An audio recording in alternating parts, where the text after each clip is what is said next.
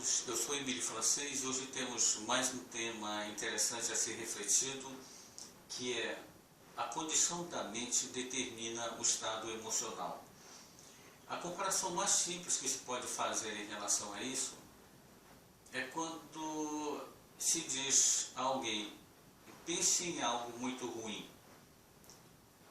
Essa pessoa, ao pensar em algo muito ruim, certamente ela vai ter sensações desagradáveis, seja de medo, seja de revolta, seja de tristeza, exatamente pelo fato de ter pensado em algo negativo. Ao contrário, se dissermos a alguém pensar em algo que seja muito bom, que traga coisas muito boas àquela pessoa, certamente ela vai ter sensações agradáveis, de alegria, de satisfação. A mente, ela tem esse comando sobre todo esse sistema, inclusive orgânico, sobre o sistema emocional. O tipo de pensamentos, o tipo de ideias, o tipo de concepções que cada pessoa cultiva na mente, faz com que ela vá acionar o seu estado emocional de forma positiva ou negativa. Então a mente, na verdade, ela consegue deter esse poder sobre todo o estado das emoções do ser humano. Por exemplo, eu lembro de uma pessoa que, ao estar lamentando muito, estar em um estado depressivo muito grande por ter perdido o pai, o pai dela faleceu. Naquela ocasião, havia 2 meses que isso tinha acontecido. Ela vivia tão deprimida que mal ela conseguia falar, apenas quase que chorava constantemente. E quando foi colocada uma questão a ela a princípio duvidou disso, até ficou muito surpresa com essa questão. Quando foi colocado a ela que ela não estava deprimida por causa da perda do pai. Porque ela dizia, é evidente que é por causa da perda do meu pai. E só depois de uma certa evolução no tratamento é que ela foi entender que não era exatamente aquilo. Uma coisa que é interessante se comparar, e isso foi colocado a essa pessoa também, é que foi perguntado se ela tinha um álbum de fotos na casa dela. Ela disse que sim. E foi colocada a seguinte questão: sobre que tipo de fotos ela guardava nesse álbum. Se ela teria, por exemplo, fotos de uma pessoa entre a vida e a morte na UTI de um hospital. Ela disse não, claro que não. Fotos dos destroços de um acidente de carro, eu disse, claro que não. Mas certamente teria foto de um aniversário, fotos de uma formatura, de uma viagem, de uma reunião em família. A grande comparação que ela precisou entender bem, e isso levou à superação daquela depressão,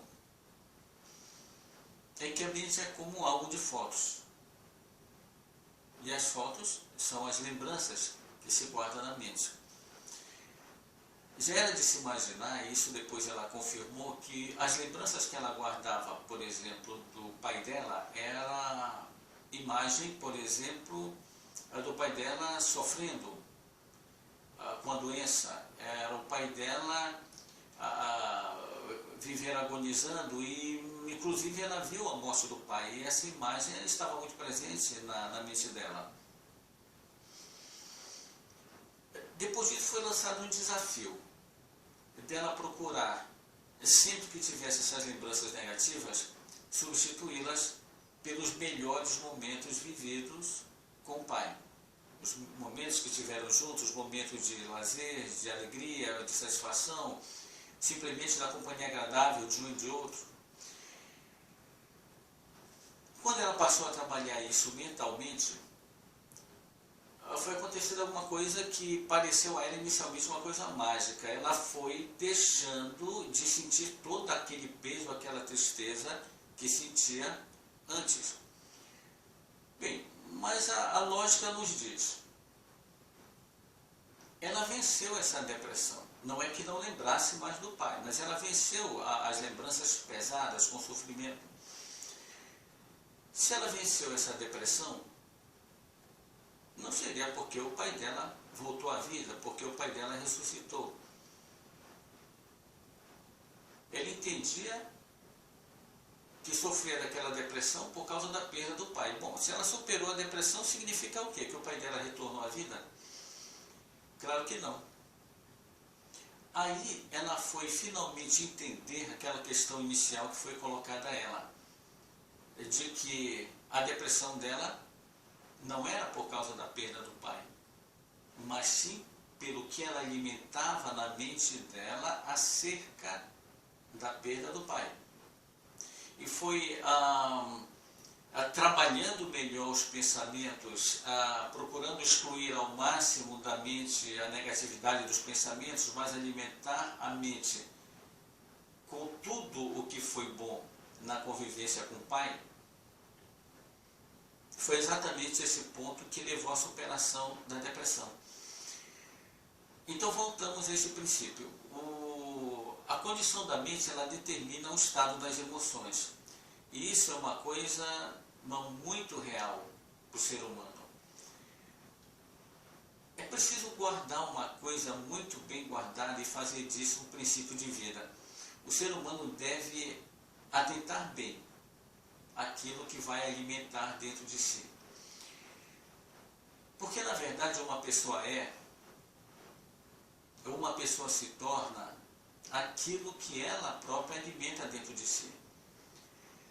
Claro que tem problemas, a vida ela é toda feita de situações que são em partes agradáveis e em partes são problemáticas. Então não é exatamente porque existe um problema que uma pessoa vai entrar em depressão ou em crise nervosa ou desenvolver problemas fóbicos. Não é exatamente porque existem problemas. É como ela enxerga, como ela cria ou refaz as suas ideias acerca daquele problema. Como ela enxerga esses problemas. Numa linguagem mais popular, como ela encara as situações que se apresentam no seu dia a dia. Às vezes se coloca uma questão também muito simples para reforçar esse pensamento. Uma pessoa passou por uma situação muito difícil, muito desagradável e entrou em depressão. Ao se perguntar a ela por que ela está em depressão, ela responde de uma maneira errada, como quase todos respondem, que ela está deprimida porque passou por aquela situação difícil, conflitante.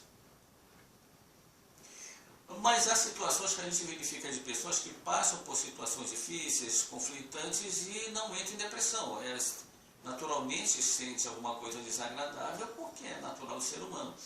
Mas não mergulhou na depressão, mas ela também passou por uma situação difícil, conflitante. Então voltamos ao mesmo segredo. No primeiro caso, aquela pessoa ficou alimentando na mente tudo quanto de desagradável vivenciou naquela situação difícil, conflitante que passou. E a segunda pessoa retrabalhou aquelas ideias, aqueles pensamentos, entendeu como uma coisa que acontece na vida do ser humano, que precisa ser superada, que não se deve ficar lamentando, mas focando a mente nas coisas que lhe serão úteis, que lhe serão agradáveis e importantes na vida. Evidentemente, vamos dizer assim, diminuindo o espaço da mente, vamos assim dizer, para as questões negativas que ela poderia ficar remoendo e que a levaria à depressão, como no primeiro exemplo, no exemplo anterior. Caímos na mesma questão. O segredo de tudo está na mente. Como se trabalha a mente, como se trabalha os pensamentos, as ideias, a maneira de ver as coisas. Esse é o ponto fundamental para que uma pessoa se torne mais equilibrada, emocionalmente ou menos equilibrada. A questão, portanto, não está interpassado por um problema, mas sim como se vê, como se enxerga, como se lida mentalmente, como se encara os problemas do dia a dia da vida. Esse é o fator-chave, o fator mental, para que o estado emocional se mantenha mais ou menos equilibrado. Esse é o nosso tema de hoje. E vamos reforçar um pensamento dito agora há pouco. O ser humano, ele é ou se torna aquilo que ele alimenta dentro de si. Por causa disso, vamos pensar bastante a partir de agora naquilo que vamos alimentar ou não dentro de nós. Há pensamentos que vêm, certamente as pessoas não querem pensar. Os pensamentos vêm contra a vontade, geralmente, os pensamentos negativos. Mas mesmo que eles venham contra a vontade, sempre se terá uma opção se vai alimentar aquele pensamento ruim ou não. Vamos lembrar, novamente, o ser humano deve pensar muito bem naquilo que deve alimentar dentro de si, porque ele é ou se torna exatamente aquilo que alimenta no seu interior. Esse é o nosso tema de hoje, para uma grande reflexão também. Ficamos por aqui e até o próximo